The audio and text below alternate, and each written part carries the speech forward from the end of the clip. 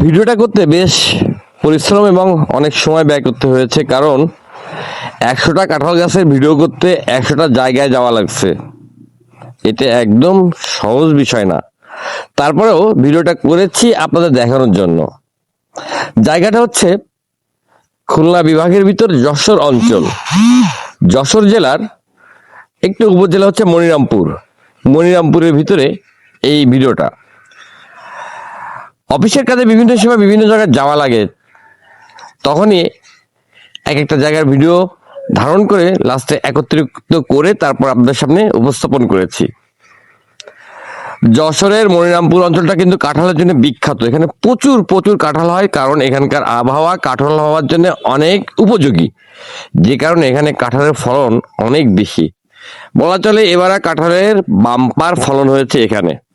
তার প্রমাণ তো দেখতেই পাচ্ছেন কি পরিমাণ কাঁঠাল এখানে হয়েছে। প্রত্যেকটা গাছে এখানে কাঁঠাল আছে।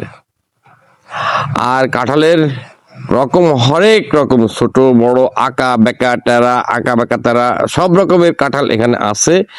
তবে আমি দেখিনি যে কোনো গাছ ফাঁকা গিয়েছে, যে গাছ বয়সপ্রাপ্ত বা কাঁঠাল হওয়ার জন্য পোক্ত হয়ে গিয়েছে সেই গাছে প্রচুর প্রচুর কাঁঠাল হয়েছে। এমনকি ছোট ছোট গাছেও দেখলাম অনেক কাঁঠাল হয়েছে।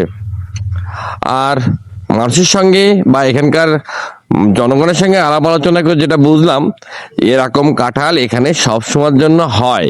তার মানে এখানকার ওয়েদার বা আবহাওয়া কাঁঠালের জন্য উপযোগী এবং উপযুক্ত, যে কারণে কাঁঠালের ফলন প্রতিবারই এমন ব্যাপক হারে হয় এবং খুব ভালো হয়। এটা হলো মনিরামপুর। ধন্যবাদ।